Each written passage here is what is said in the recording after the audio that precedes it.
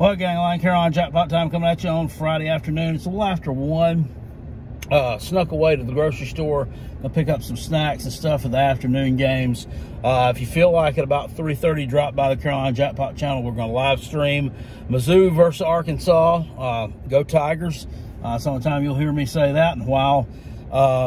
Hopefully they knock off Sam Pittman and his little band of Merry Goofs from over there, Tennessee West. That's what Arkansas is, a Tennessee West. A trashy program, trashy coach, trashy fan base with nothing to play for. That's about what I think about them. But I don't know. I think they're probably a little better than Mizzou. We'll see.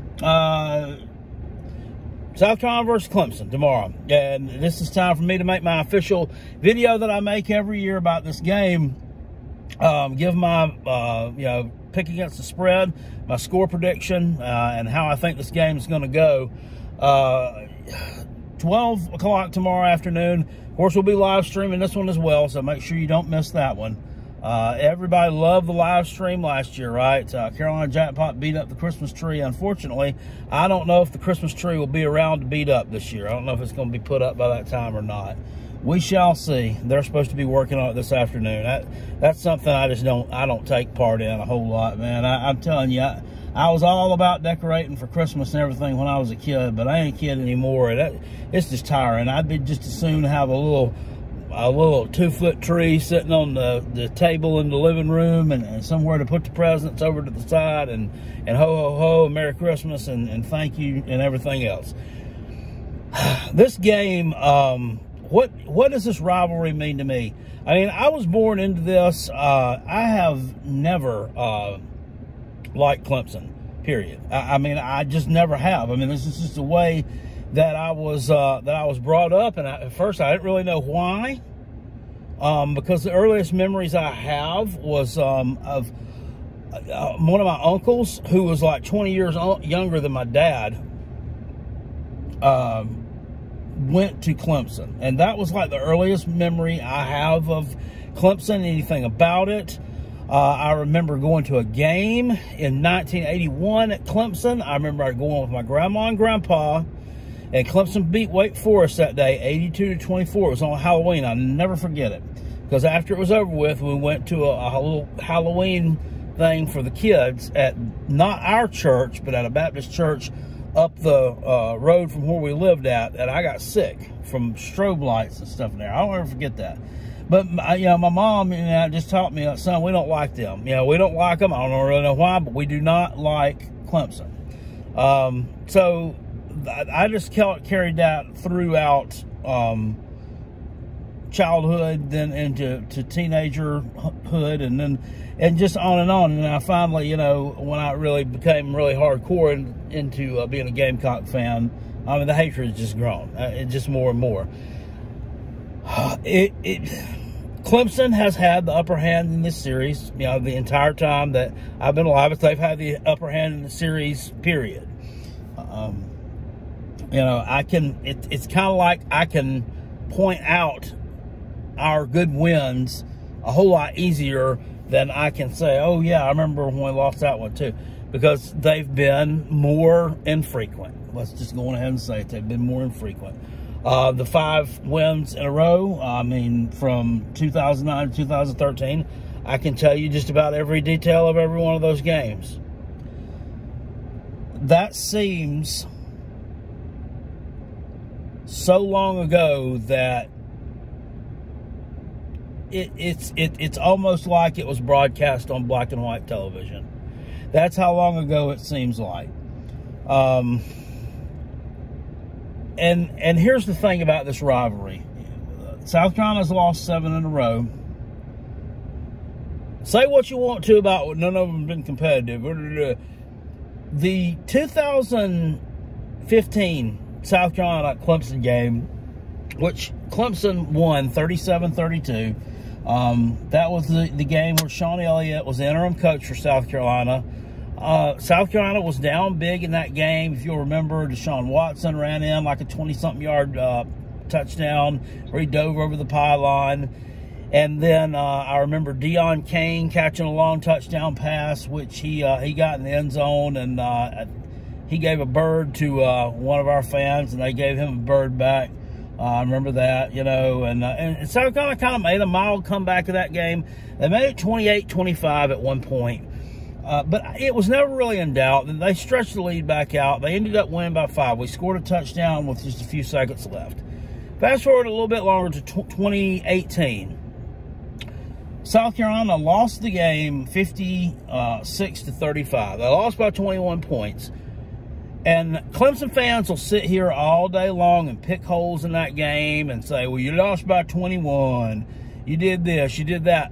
I don't think they really realize how underrated of a performance that was by a South Carolina offense that had been mediocre, even with a Deebo Samuel on it, even with a player like a Brian Edwards on there.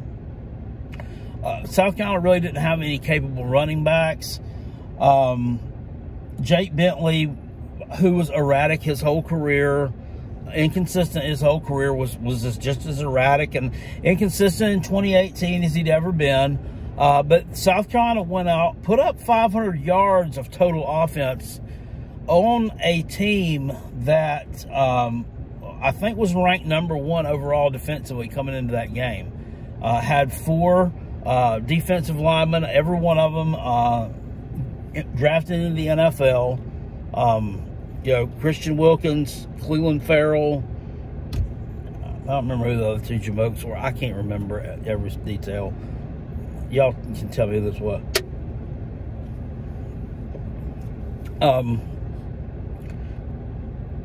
That performance to me was more it was a better performance to me than the 2015 team's performance. It just was. Because we punched them in the mouth. They came back, punched us in the mouth. Then South Carolina punches them in the mouth again, twice. They weren't expecting that. They were expecting them, after South Carolina went up 7-0, then Clemson ended up, I think, up like 21-7. And South Carolina, I think, came back and tied it up. They weren't expecting that. They were expecting when it was 21-7 for us to fold up like an old cheap accordion, and they could have another one of their little 56-7 things with Deshaun Watson dancing around with his little go-to-sleep bullshit he did out there. And I said I'm gonna try not to cuss in these videos. I'm gonna try, but they make it not easy. Just thinking back to them and my memories of them. So that was an admirable game, but you know, Clemson will take a dump on it by the fact that they won by 21. Yes, they punched in a garbage time touchdown. The final score says 56-35, so it is what it is. So we're gonna just fast forward on into this year, because I could sit here and tell you about these games till I'm blue in the face.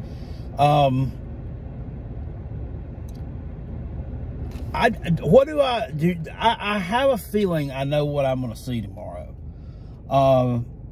Spencer Rattler showed up against Tennessee like no one saw that coming. No one saw it coming. I had a feeling that it could possibly come because of the way that Tennessee had played on defense, especially against the pass all year long. Marshawn Lloyd, Christian Bill Smith, both these guys were out with injury in that game. So South Carolina was forced, they were forced to come up with some kind of game plan where they would still be able to effectively run the ball, but it wasn't going to be a traditional run between the tackles. It wasn't going to be a traditional ground and pound type thing. They, you know, utilized that Joyner a lot in the run game, and Jaheim Bell in the run game, where Jaheim wasn't running the same type of plays that he had been running in the previous games against Florida. And that he still ran for some tough yards. He ran for some tough yards. Don't get it twisted, but it was a little bit different. What are we going to get with Spencer Rattler on Saturday? I have no clue. Was that a one-off? Or has Spencer, and I'm not trying to be facetious here, has he been living in some kind of alternate universe for the past 16, 18 months? And he finally just like snapped out of it Saturday, and he may not be able to turn it off? it's possible. It's possible, and that's what I'm hoping to see. Now, even if that's what we see,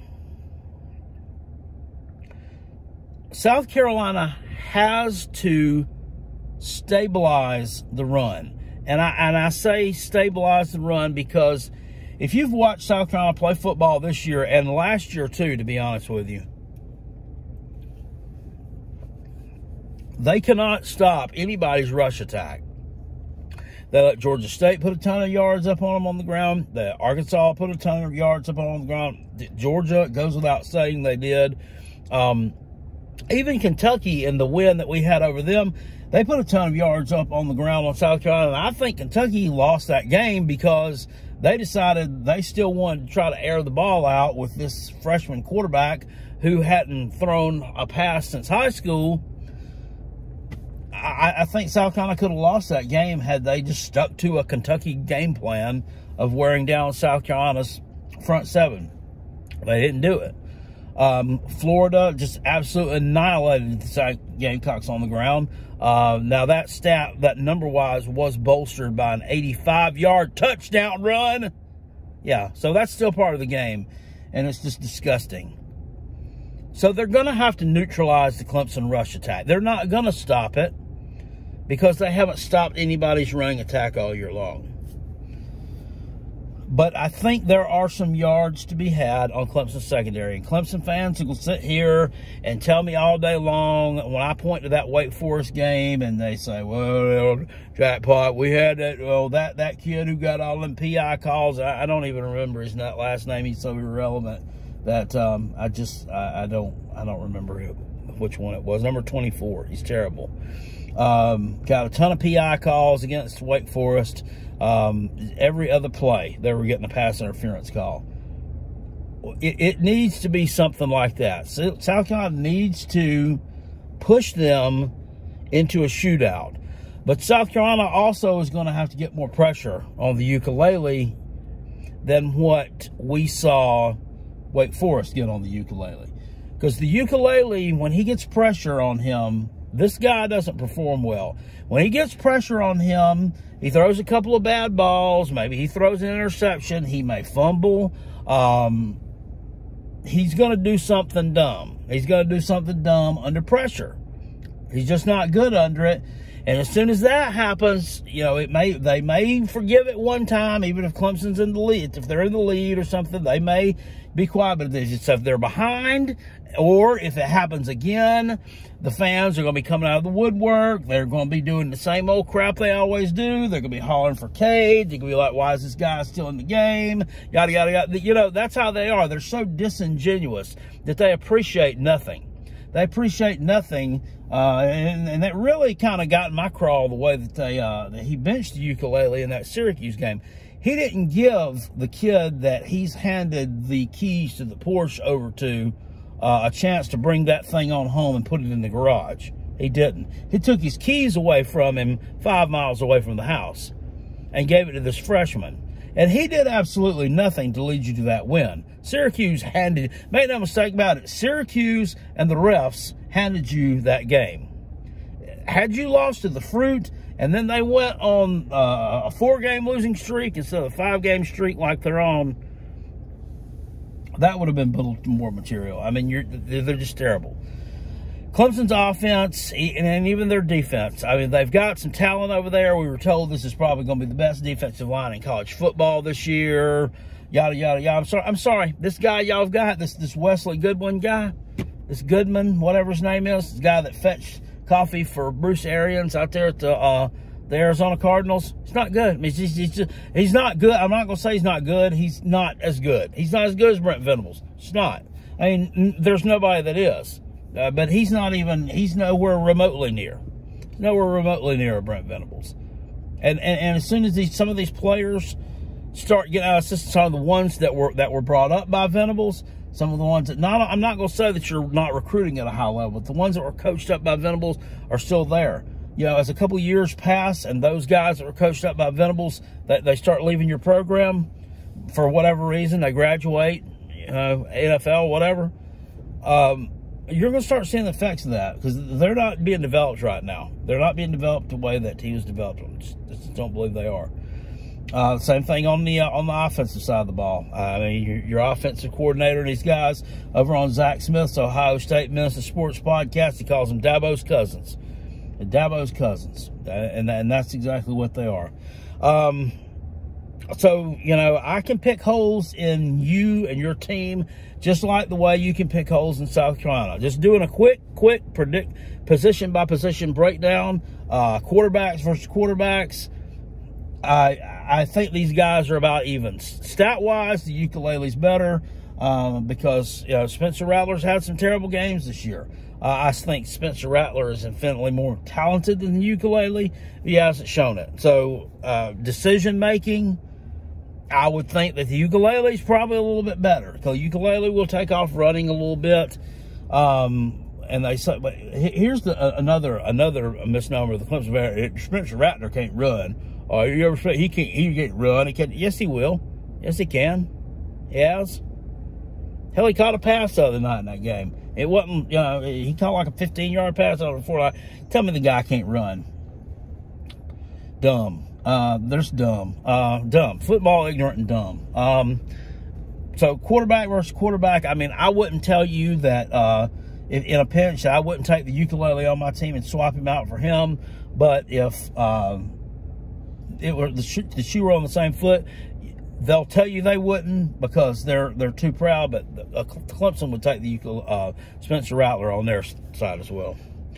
Running back wise, I mean that's no contest there right now. Clemson's definitely got the edge there.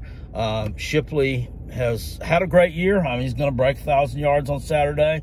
Can't say not a lot about that one. I mean, but we've been at a disadvantage. I mean, Marshawn Lloyd has been hurt. He's the best back in the state, I feel like, but he's not best back in the state when he's healthy.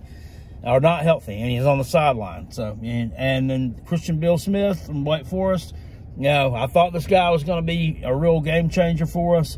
It hadn't been. I mean, guy's been hurt a lot too, and he's just really not been effective at all. So Clemson with the clear edge in the running back room. Tight end wise, Jaheim Bell is infinitely a better tight end than anybody on Clemson's roster.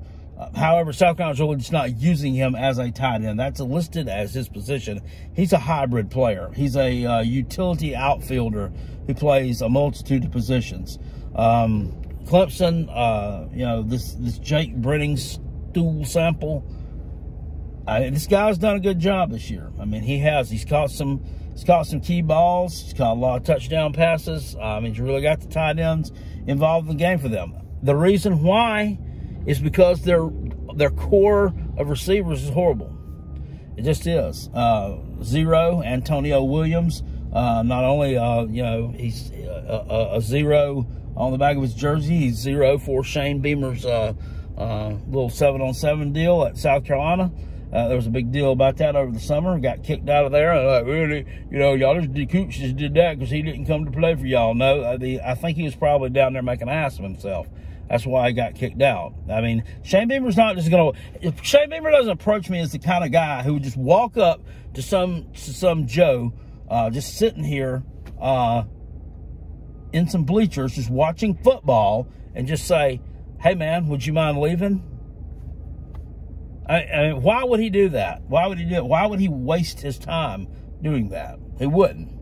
So there's more to it than that. Nobody's going to know the full story, and Taters will say their thing. But anyway, he's a good receiver. He really is. But other than that, I mean, you have nothing. You have nothing. This Joseph Nagata guy that we were told was going to be the next T. Higgins. I mean, he hasn't panned out. That Frank Ladson guy you had, he transferred out. Wasn't any good. Bo Collins, not very good. This freshman Randall guy, not very good. So South Carolina's infinitely better than you at wide receiver. With Juice Wells, Josh Vann, you know, Marion Brown, all these guys are better. They just are. Offensive line wise, Clemson's got a better offensive line than South Carolina. South Carolina should have a better offensive line than Clemson. With the returnees we have there, there's no reason why on God's green earth South Carolina shouldn't have big hogs up there just moving the ball 5-6 yards a clip. It just hadn't happened. This coach that we've got there, this Greg Atkins, the Fat Arn Anderson, I call him, it needs to go away. And in a large part he has. I don't know, and I'm sorry, I don't mean to sound rude, or I mean, I know he's been sick or something this year and he hasn't been there a lot. And I think that may be a bit of a blessing in disguise. And that's coming out the wrong way. I don't mean it that way, but just scratch I even said that. Okay, he's been sick this year. He's missed a lot of games and then hadn't been on the sidelines. So whoever's filled in for him has done a decent job. The offensive line has looked better the second half of the year than it did the first. I'll just say that. Don't want to make anybody mad. People get soft nowadays. Over on the defensive side of the football, I mean, up front, obviously Clemson's front four is obviously better than South Carolina. Clemson's linebackers are better than South Carolina.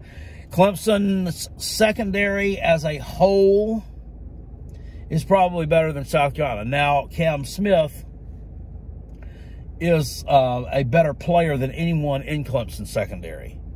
But he's only one part. The other kids in the secondary for South Carolina, I don't want to, crap on Darius Rush and Marcellus Dow. These guys have played a little bit above their ability this year, I believe. I mean, they've really played, and really leveled their game up, and that's much appreciated. But Clemson's secondary overall is still probably more talented than South Carolina. So, special teams wise, I think South Carolina has the advantage at punter. Place kicking wise, Clemson probably has the advantage at place kicker with BT Potter, but this kid Mitch Jeter for South Carolina, I mean, he's done nothing to let you know that Parker White is not still the place kicker at South Carolina. I mean, he's done a great job. South Carolina always seems to have a good kicker out there. Coaching wise, obviously Clemson much better on the coaching front. As far as coordinators go, I think that Clayton White is better and has a higher ceiling than this Goodman jerk. As offensive coordinators go, I don't think Clemson's offensive coordinators are very good, but I don't think it takes a whole lot to be better than Marcus Satterfield. And that's just the way I feel about it. Now, people are asking me about Marcus Satterfield. Well, Jackpot on Saturday, do you think he was calling the plays or not? I don't think so.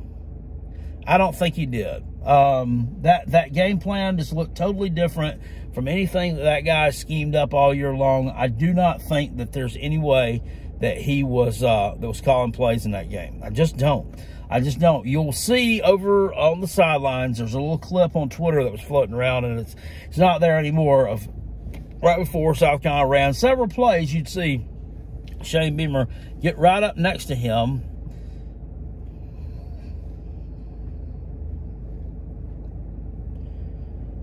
and he's the whole time just staring down at he's got a manila folder flipped over on the back side, and it's a card right with his plays. Here's what should be on that card, and this is probably what every fan that's watching on TV thinks says on that card.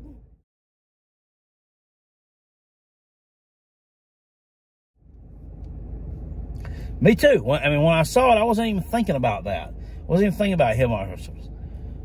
But I have it on good authority. That's not what it was.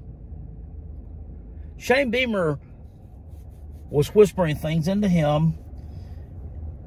He was letting Spencer Rattler know what plays South Carolina needed to run. They came down from the booth. They were getting called by wide receiver coach, or not the booth, they came from somewhere else. They're either getting called by Freddie Kitchens, former NFL coach, or Justin Stepp, wide receivers coach. This is what Satterfield was actually looking at.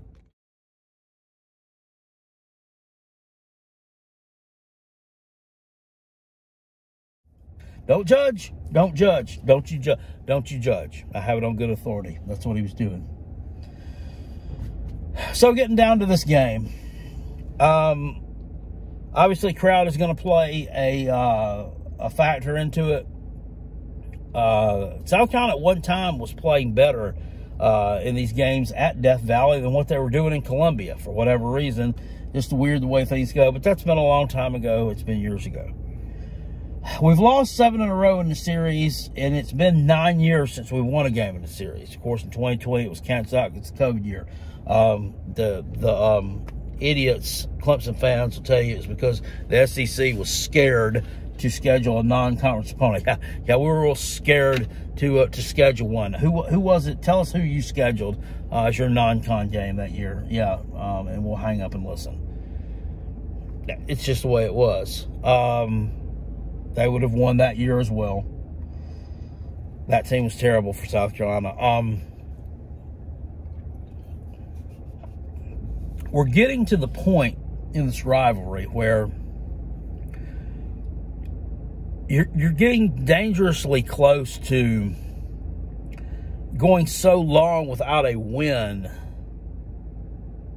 South Carolina is, to the point where when you finally get one, it's gonna mean, well, it'll mean a lot. It'll mean a lot inside inside the 4 walls of the South Carolina locker room, and it'll mean a lot to the fan base. But it's also going to be a little bit diminished by it's not going to jab the Clemson fan base as much, because it's going to be like, and it's not going to mean as much on the national stage, because it's going to be like, well, my God, I mean, it's fine. Well, the only time you won one, my God, law of average just said you had to win. Y'all play every year. I mean, you had to win one at least sometime. It's going to be something like that.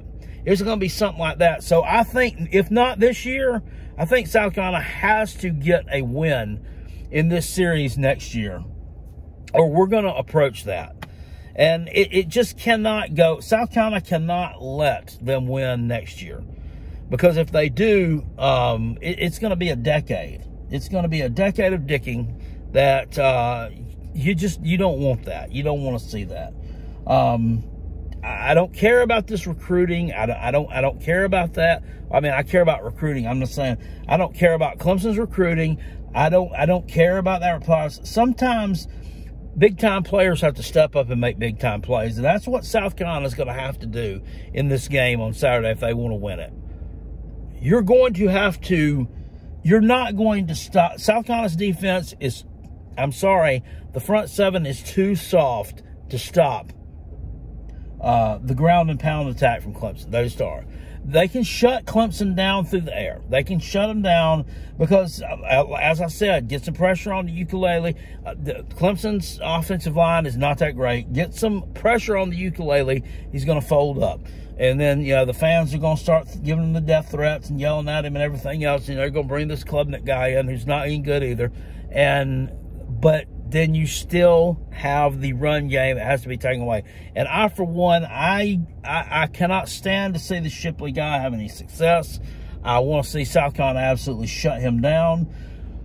This other guy, this Moffitt, or whatever his name is, the bigger guy, he's kind of slow. South Carolina should be able to bring, he's almost like the ukulele running with the ball, really. Just a shorter version of that. South Carolina should be able to shut him down. It's going to take taking Shipley out and limiting him to win this. If you can do that, if you can get a couple of turnovers, I think South Carolina is going to get some kind of score on special teams. And I don't think it's going to be a fake punt or a fake field goal, because I think the Taters are going to be looking for that. I think South Carolina is going to block a punt and either get really good field position that's going to set up a score, or they're just going to flat out score with a fake punt or a blocked punt. Because I'm telling you, whoever we've played this year, you're not going to punt on us, by God. We've taken that away. I think South Carolina scores off a blocked punt. I think Clemson turns the ball over at some point in time during this game. All right, now getting to the spread pick and just overall pick. Despite all that being said, me telling you what South Carolina needs to do to win, getting on top of them early too is something else.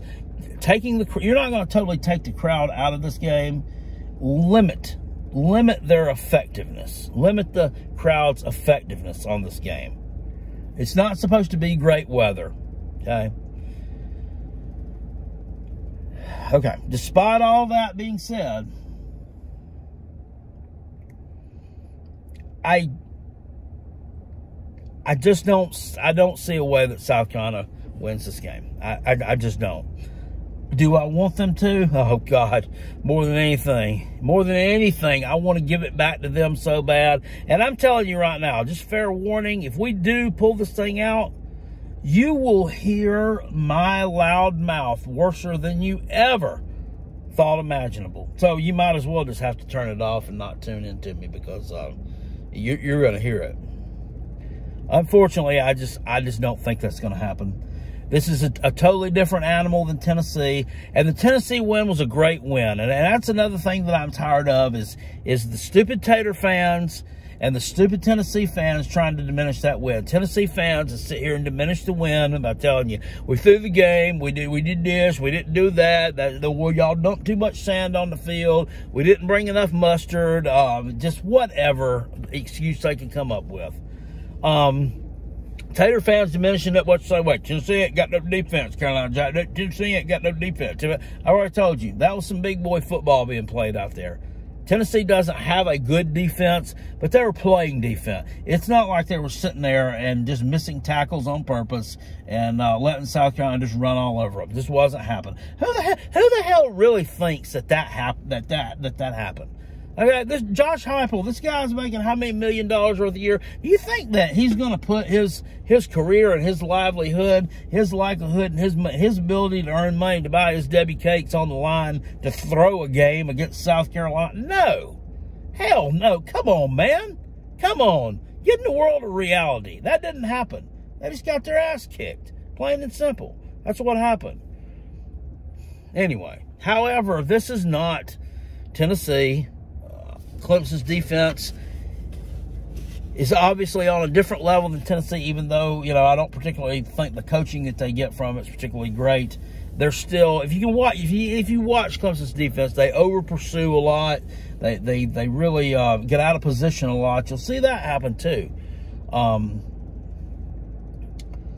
But this game being at home and just knowing the way that South Carolina's running attack, we're not going to have one, for one.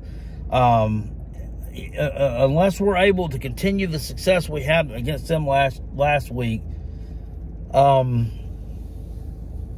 just don't see, and that's another thing too. I don't know if Marshawn Lloyd's playing this game or not.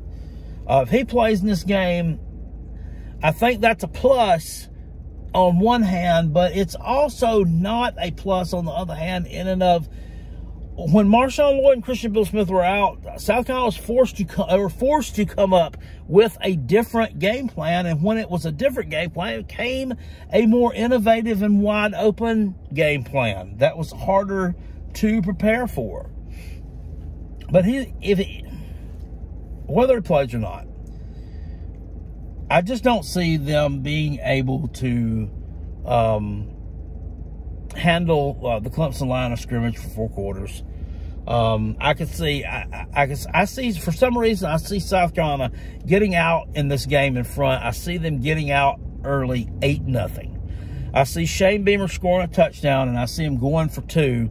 I see him doing the pass to Tonka Hemingway for the 2-point conversion. I see that happening. Unfortunately, I don't think it's going to be enough to hold up. So that's my official prediction. I think that the Gamecocks cover that 14.5-point spread. I think this game does go to the 4th quarter, but I think that Clemson pulls this one out.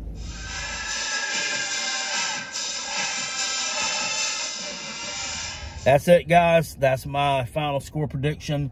I'm locking it in. I hate it, but I just don't see any way that something like that doesn't happen. We're getting closer. I feel like we're getting closer, but we're just not there yet. We're not there yet talent-wise. South Carolina has got to shore up the front 7 on defense. They have to. Then they have to keep recruiting at a high level in the secondary, and they've got to improve defensively on the front 7. When they do that, that's when they're going to start becoming a player in the SEC. Until then, we're not going to win these type of games against these physical teams. We're just not going to do it. I'm sorry. But we're still going to be live streaming this game tomorrow at 12 o'clock. You know, to hell with Clemson. I hope you lose by 100. You know, I hope your rock crumbles when you go to touch it tomorrow. I hope your bus has 4 flat tires and you can't walk around on it, and every other bad thing that could possibly happen to you happens. But anyway, I think they win this game, but I think South Carolina does cover just inside that number. All right, guys, I hope you enjoyed that video. It was kind of long and drawn out, but I've got to, when I get to talk about South Carolina Clemson, I can kind of get down some rabbit holes. I hope you appreciated this video, and if you did, hit it with a thumbs up. Make sure you subscribe to the Carolina Jackpot channel. Make sure you come by tomorrow at 12 o'clock. We'll probably be starting right before noon with the kickoff of this game, and a little bit of pregame talk, a little bit of banter back and forth, because you know it's going to be lit over here on the Carolina Jackpot channel. I appreciate you guys watching. I'll see you later. Peace. I'm out of here. Go Gamecocks. Woo! Woo! And screw a tater.